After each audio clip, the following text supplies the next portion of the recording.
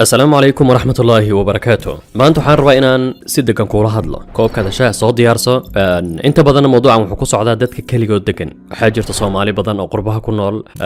Yurub iyo Mareykan arkida macna gabar kaligeed degan wiil dhalinyaro intaas oo sana kaligii degan arrinkan oo ka dhigan runtii inaad khasaaraysa waxa aad tahay. mawduucan aad iyo aad ayuu muhiim u yahay waana qayb ka mid ah cadaabka nafsiga macnaha shay la xiriiro kelinimada oo sidan soo sheegnay ah dhimasho tartiib ah. dhinaca kale waxaan ka hadlaynaa mawduuc lagu magacaabo ku cadaabida qolka cad. talo maxaa kugu dhacaya haddii aad muddo kaligaa joogto qol wada cad, derbiyadu cad yihiin, dhar cad lagu xiro, weelasha xitaa aad wax ku cunaysa ay cad yihiin, dhinac walba cadaan uu ka jiro. haddii aan ku dhaca ka waran wadamada sida Iiraan markii ay rabaan in ay maxbuus si xun u cadaabaan ayagoonan jirdilaynin waxay geliyaan qolkaas cad, qol wax walba ay cad yihiin, tan oo ka dhigan cadaab caadi ah. caalamiyan waa shay la yaqaan, waa shay macruuf ah, cadaabka qolka cad. hadda adiga ka qof ahaan haddii aad degantahay aan dhahno qol yani wada cad, yani daha cad kugu xiran yahay, derbiyadu wada cad yihiin, sariirtaadu caddahay, sidoo kale nalal badan ay ka daaran yihiin ama qolkaada iftiin badan uu ka jiro, sida dabiiciga ah waxaa caada in aadan murtaax ahayn, in aad jeclaanaysa nalka inaad damiso. haddii qofka lagu xiro qol wada cad aamusnaan guudna ay ka jirto, qofku yani heer uu maqlaayo wadnihiisa, yani dhaqaaqa calooshiisa, yani jirkiisa uu maqlaayo. muddo kadib yani qofka markuu sidan uu ku jiro wuxuu waayo dareenka waxa uu yahay, يعني waxaana hoos u dhacayo awoodihiisa caqli ahaaneed, waana qayb ka mid ah dhibaatada cidlada laga dhaxlo. waxa lumaya macnaha qadarinta waxa hor yaalo. nolosha oo dhan qofku waxay la noqonaysaa yani sidii riya in ay tahay oo kale ilaa uu galo marxalad aan ku tilmaami karno in uu hadaadaqay ama halwas aan ku tilmaami karno. ujeedka mar kale aan mawduucan u samaynayo aan baaritaan badan u sameeyay waa inaan kun mar kaaga digo ama dalkii joog ama qurbo ku noolow khatarta kelinimada, iyo in mar kale in aan kuu sheego qayb ka mid ah mawduucan dhibaatooyinka iyo mashaakilka noloshana soo maraya ay tahay micnaha qayb ama waxaad ku tilmaami karto cusbada nolosha. ma rumaysan karta arrinkan in dhibaatada murugta iyo fashilka iyo wejigabaxyadaas ku soo maraya ay yihiin qayb ka mid ah waxa dhadhanka u yeelaa noloshan adduun. inta aan sii gelin mawduucan gaar ahaan qaybta qolkaas cad aan kula wadaago natiijooyin 1 2 3 4 5 6 ah laga dhaxlaayo kelinimada. talow haddii aad keligaa nooshahay, haddii aad keligaa qol ku nooshahay oo ay yar tahay in aad dad la hadasho, in meesha aad degan tahay dad aad kula kulanto, talow maxaa kugu dhacayo? qabso adigoo haddii aad rabtid qoranayo yani natiijooyinka laga dhaxlayo inaad keligaa noolaato. marka koobaad waxaa hoos u dhacaya heerkaada luuqadeed, yani waxaad gaaraysaa marxalad aad isu malaynayso in aad luuqadiiba ilowday. waxaad is arkaysaa adigoona waxba cabiri karin.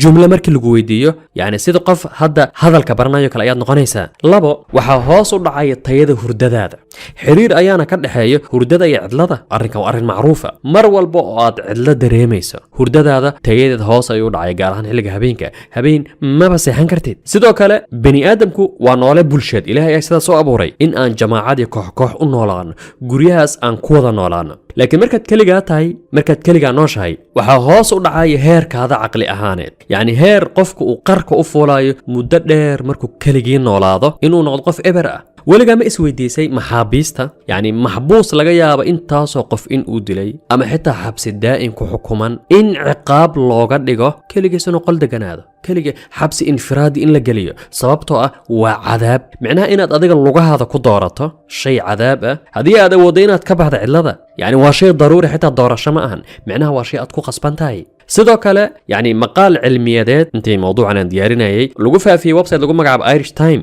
wuxuu leeyahay cidlada waxay u dhigantaa, jumladan soo socoto 1000 sadar iyo hoos dhig, cidladu waxay u dhigantaa sidii adigoo maalin walba 15 xabo sigaar cabayo kale. yani habeen walba ama maalin walba oo aad keligaa nooshahay cidladaas aad keligaa ku nooshahay waa sidii adigoo 15 xabo sigaar cabayo. cidlada waxay ka khatarsan tahay cayilka xad dhaafka iyo xitaa noocyo badan oo maandooriyaha ka mid ah, waana waxyaabaha sababo geerida degdega. in aad maqasho qof dhalinyaro ah oo keligii meel iska degan ayaa iska dhintay. haddii aad keligaa degan tahay waxay ka dhigan tahay in aad khatar ugu jirto in aad geeriyooto ka badan dadka caadiga ah. sidoo kale waxaa hoos u dhacaya waxqabadkaada. qofka keligii nool wuxuu dareemaya micnaha xaalad caajis joogto ah iyo in uuna yani waxa niyad u haynin qabashada hawl, sidii in jirkiisa laga miray tamartii. cajiib. inta aan gelin khatarta waxa lagu magacaabo qolkaas cad oo ah runtii qayb cidlada ka mid ah, minbar Soomaaliyada koorsooyin lagu soo gudbiyo aan dhahna midka ugu tayada fiican uguna horumarsan share xirfad oo aad ka helayso koorsooyin badan haddii ay noqoto editing marketing wax walba niyadada ku soo dhacayo mawduucan markaad dhamaysato commentiga ugu horeeya ayaan kuu soo dhigi share xirfad gal kadibna koorsooyinkaas qaado haddii aad macallin tahayna haddii aad shay ku fiican tahay share xirfad ee lagugu sugaya halkaas ku soo gudbi la xiriir aan ku soo laabana mawduuceena ku cadaabida yani midabka cad ee xabsiyada yani waa in maxbuuska la geliyo qol wada cad yani wax walba oo yaala ay cad yihiin sariirtu marya cad saaran yihiin yani barkimuhu ay cad yihiin yani wax uu huwanay ay cad yihiin daaqada xitaa cunnada loo keenay ay cadahay aan kula wadaago tusaale nool ninkan waxa lagu magacaabaa Amiir Fakhrafar saxafi Iiraani ah oo mucaarad ah ninkan 8 bilood yani xitaa sanad ma dhamaya 8 bilood ayuu ku xirnaa qol wada cad xabsiyada Iiraan oo ah qayb micnaha waxyaaba dadka lagu cadaabo ninkan wuxuu yiri markii xabsiga laga soo daayay wuxuu yiri waan garan waayay wajiyada labadeeda waalid yani wuxuu yiri aabahay hooyadii ay hortaagan laakiin ma xasuusto waxay yihiin nin dhalinyaro waxay 40 ayuu jira yani aabahay hooyadii ay hortaagan qaraabadii ay hortaagan laakiin ma xasuusto qolkan cad dhibaatadiisa sidoo kale waa qayb kamid ah cidlada yani qofka haduu kaliya cidla noolaado sida ninkaas oo kale ayuu noqon yani ka waran ninkan hadii uu sanad 2 sano ku sii jiri lahaa wadamada ciqaab ahaanta uu adeegsan jiray arrinkan qolkaas cad wada cad ee maxbuuska la gelinayo markii Iiraan laga soo tago waxa kamid ah wadamo iska daayay sida Ireland Mareykanka iyo Venezuela xabsiyada arrinkan macnaha waxa uu sii dheer aamusnaanta waxaadna xasuusta markaad kaligaa degantahay waad aamusan tahay maxbuuska macnaha inuu xitaa banaanka waxba uuna ka maqlaynin gudahana aamusnaan cajiib ay ka jirto qolka uu degan yahay يعني حتى قراع ودنيس إنه مغلايو أرجعنا كده يعني شيء عبسله ما أكتر sidoo kale aamusnaan buuxda inay cadaab tahay hadda adiga yani hadii aad jiifto qol yani aamusnaan xadaaf ay ka jirto shanqarta calooshaada iyo aad maqlayso jirkaada ma seexan karaysid dad xitaa waxa jiro yani marwaxad daaro shanqar jecel inay ku seexdaan hadaba sabab yani maxaa keenaya talow in yani qol wadacad uu musiibo yahay يعني dhibaatada ku jirta maxay tahay marka hore yani arrinkan waa ciqaab yani laga mamnuucayo aan ahna dareenkeeda dabiiciga sida araga yani maqalka dhadhaminta iyo xitaa taabashada hal midab markaad fiirinaysa maanta oo dhan oo aad wax kale aadan arkaynin waa sidii micnaha in laga mamnuucayba araga wax kale xikmad aan kala soo baxna arrinkan noloshan adduun waxa dhadhanka u yeelaayo tijaabooyin nool ayaan kula wadaagi doonaa dad hadlaayo noloshan adduun waxa dhadhanka u yeelaayo waa kala duwanaantaas xitaa dhacdooyinkan soo maraya maalintii yani farxadda inaan maalin faraxno inaan maalin murugoonno in aan waji gabaxno in aan rayn iyo guul dareenno kadib mar kale haddii aan ku dhaho jumlo wax badan aan adeegsanay al ashyaa tucraf biaddaadiha wax walba cagsigood ayaa lagu gartaa noloshada hadday tahay uu wada yani farxad ma dareemaysid farxad aslan wax laga wado dhadhankeeda ma dareemaysid marka micnaha caqabadaha ku soo wajahayo dhibaatooyinka ku soo wajahayo waxyaabahaas yani waa qayb nolosha ka mid ah ninkan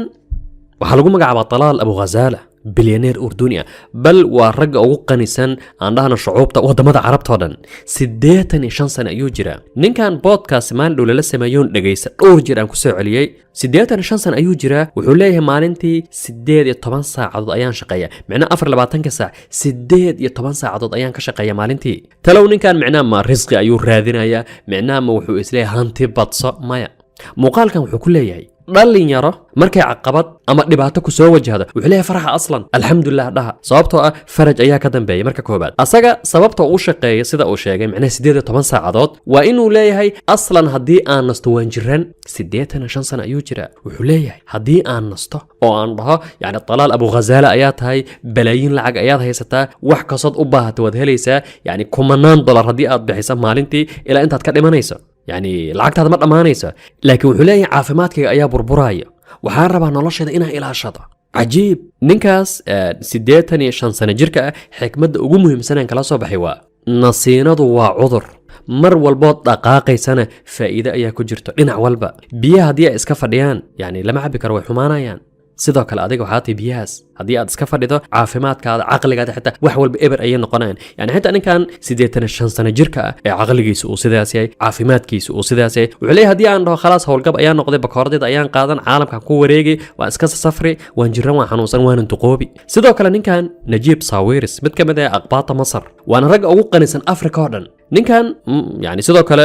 dhowr yani ilaahi 10 podcast la yeeshay ayaan dhageystay ninkan yani wuxuu leeyahay markay shirkado badan ayuu leeyahay markay micnaha mushkiladna soo wajahdo wuxuu yiri waan farxaa wuxuu yiri shaqaalaha waxaan u sheegaa micnaha waa arrin fiican ayagoo isweydiinayo yani maxaa mushkilad baan haysata sababto xal ayaan u helaynaa nolosha ayaana ka mid ah cajiib yani qof walba raggaas waaweyn ah waxay ku soo celcelinayaan yani hadda ninkaas Najiib Sawiris ah wuxuu leeyahay micnaha waxaan isku dayaa anoo wax walba heli karo inaan u noolaado micnaha xaalad ay igu adagtahay xitaa inaan wax helo sida micnaha wuxuu ku leeyahay مثلا meel ayaan u safray meel ayaan aadaya waxaan qaadanaya ay ku leeyahay lacag aad iyo aad u yar sababtoo ah macquul ma ahan inaan ano yani noloshu dhan ma lahaanaysa ayuu ku leeyahay wax walba markaan haysto موضوعنا كسو هذلني هدي أي نقطة عدلة هدي أي نقطة معناها إن قل كاس لجو حراية هدي أي نقطة يعني نصينا